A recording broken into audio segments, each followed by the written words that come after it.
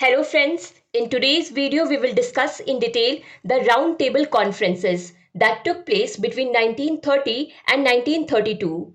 To understand why these round table conferences took place, we have to understand the sequence of events. In 1917, Britain's Secretary of State Edwin Montagu gave a speech in the British Parliament, which is also known as the August Declaration. In this declaration, he made it clear on behalf of the British government that the British government wants to establish a responsible government in India. Although no deadline was given for how long they would do so. To continue this policy, Montagu aims for reforms were introduced, whose official name is Government of India Act 1919. A lot of constitutional reforms were made in this act so that the participation of Indians in the British administration could be increased.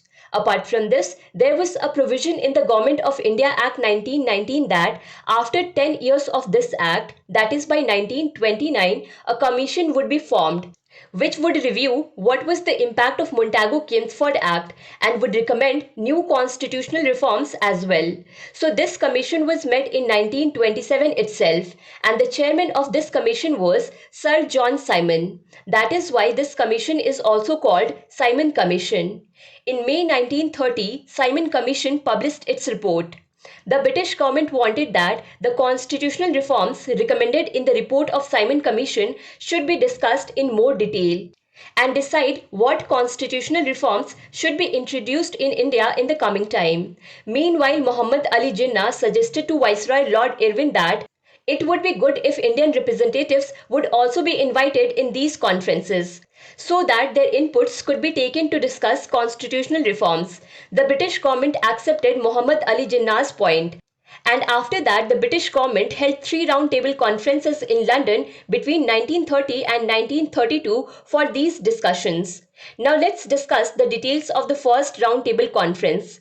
The first roundtable conference was officially inaugurated by the British King George V, and the chairman of this roundtable conference was British Prime Minister Ramsay MacDonald.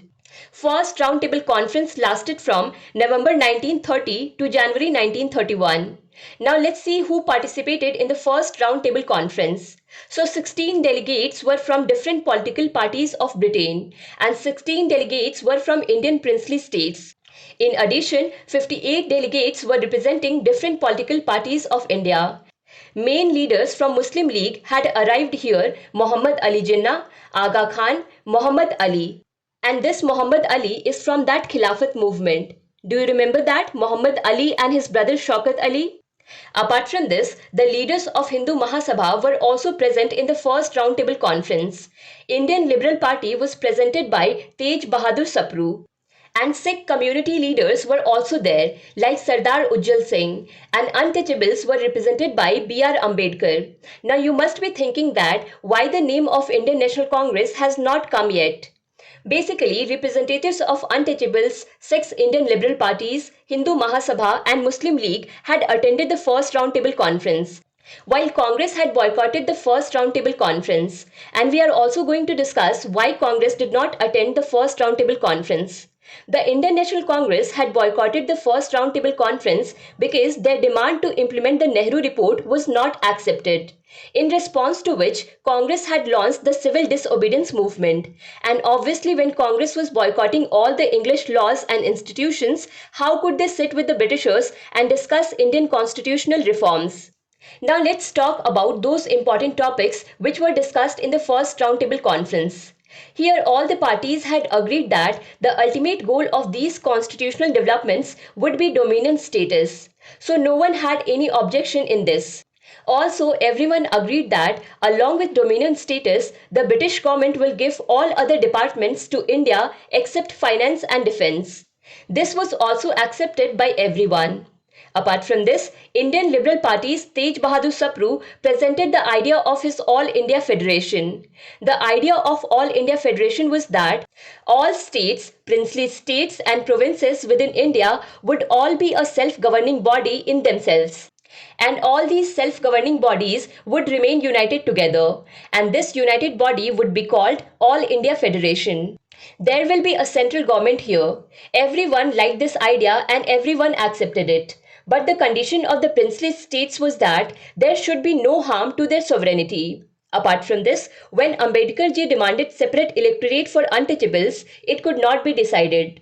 So the first round table conference was going well, but there was one problem. One thing was troubling the British government here, that the main party is not in this conference. So all these discussions and agreements have any value or not. It may happen that here all these people together made many agreements and later the Congress refused to accept them. And after that they will start a movement and the public is already standing behind the Congress. That is why, despite having many agreements in this roundtable conference, it was believed that this conference failed.